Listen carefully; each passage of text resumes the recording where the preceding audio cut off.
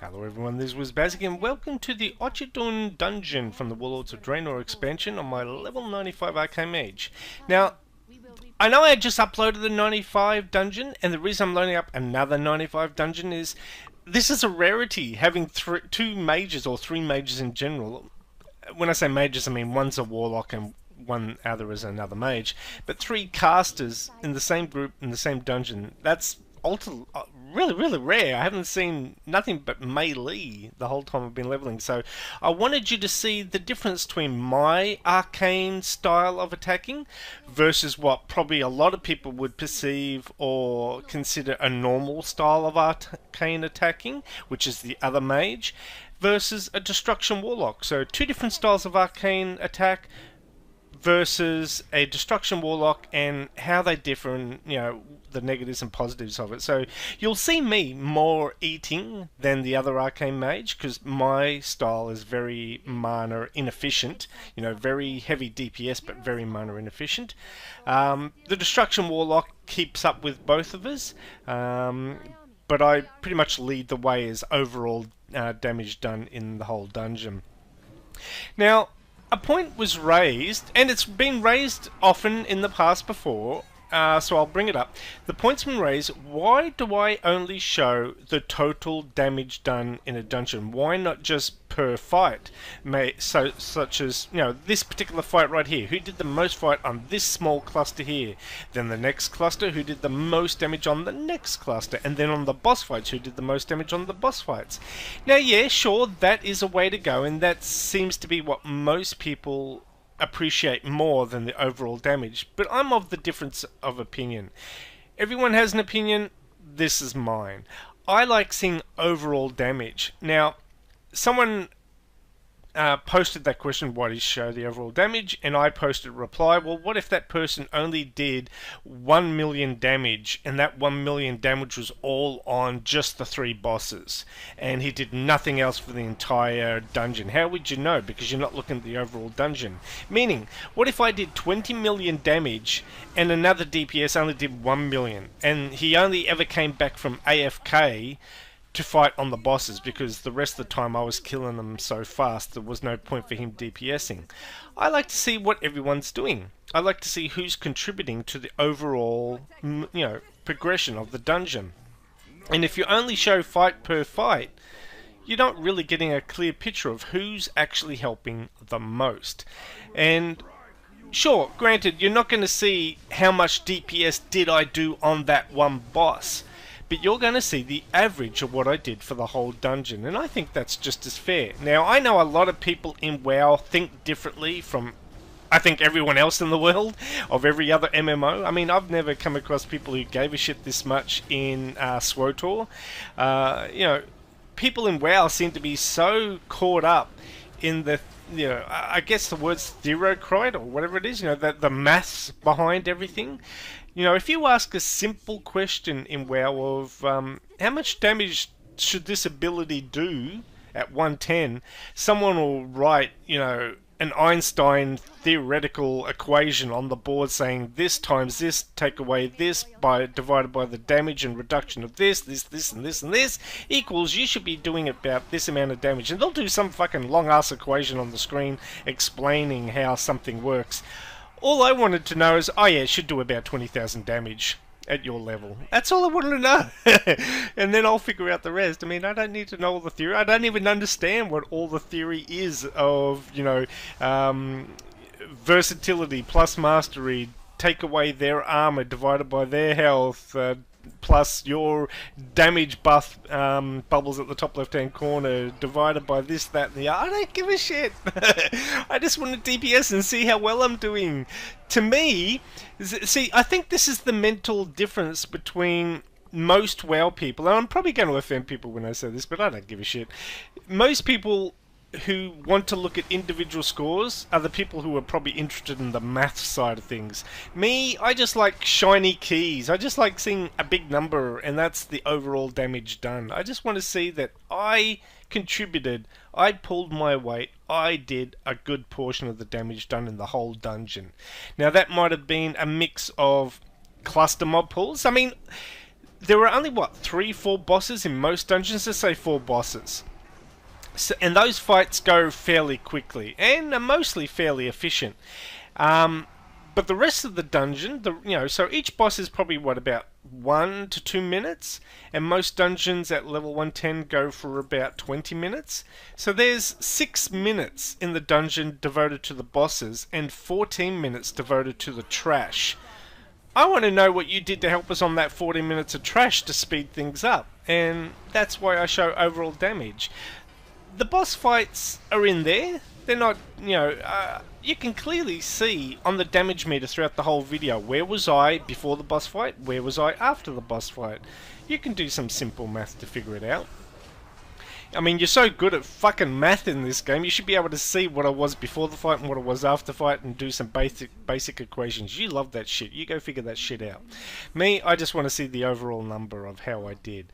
Now, as you can clearly see a pattern forming now that my style of Arcane Mage, in dungeons, still is very viable. I'm still coming first in overall damage done. Arcane Mage, of how probably it should be played, is coming last in DPS, with Destruction Warlock coming second. Now, I saw a video yesterday, obviously on YouTube, of a PvP Destruction Warlock spec, which does massive AoE. I don't understand it. I don't play Destruction, so I don't know what it's all about. But basically, you cut where Mortal Coil is one ability, just one cast on a single person. This ability or this spec enables him to cast it on multiple people in the vicinity, like up to 6 people or 8 people in the vicinity. Very interesting spec. I don't think it would work in PvE, I think, because it uses honor talents, but interesting spec. It must have been buffed recently, because I've never seen anyone else cover that topic or talk about it or go, hey Wiz, did you know you can cast on 8 people at a time now on Destruction? So no one's ever pointed it out like that, so I don't know, it might have been a relatively new change. I'm not interested in it. I'm not going to go play my Destruction Warlock because of it, but it's interesting. It's definitely interesting. I wonder how that plays out in dungeons, if it's still usable in a dungeon atmosphere in PvE without honor talents. But I still like the way I play. I think I still need to refine it further as we're heading into the 110. I'm 95 now. I'll be probably 100 by the end of today. As we're heading into the 100 bracket, I'm going to have to really start probably tweaking my my style of play, because you can clearly see in this video I keep getting left behind because the team has done the fight, they've picked up their loot and they've run off while I'm still eating. So it's still viable. I still came first in overall damage, so I'm still well and clear pulling my weight and doing my bit to help out, and probably adding more damage to each fight than anyone else. But it does leave you lagging behind, sitting and eating while everyone else has run off. So that's something I'll still need to refine at 110. But for all those who said my play style will taper off into the 90s or possibly 100, well, it hasn't yet. It's probably getting closer. As you can clearly see, it is tapering off.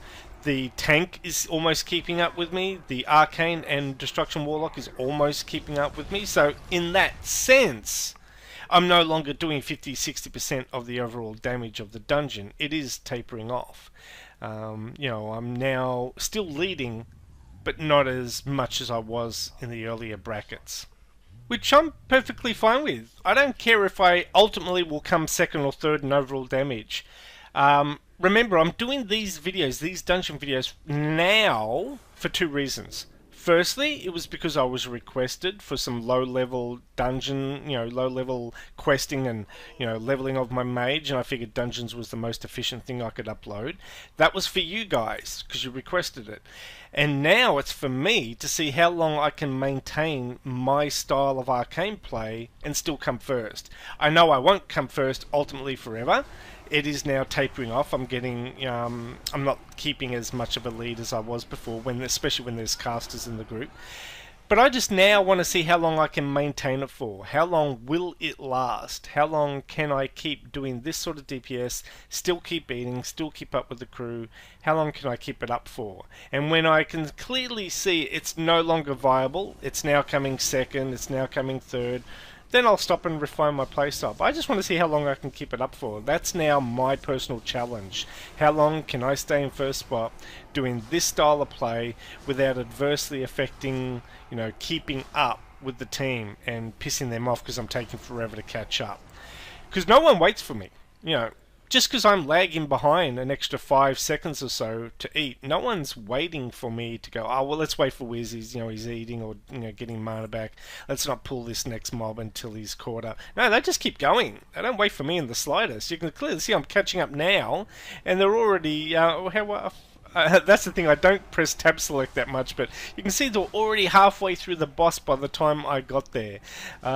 It's not a boss, it's a mini boss, but you get the idea. So, you know, obviously you do lag behind by this particular playstyle, and some fights you're coming into it halfway through.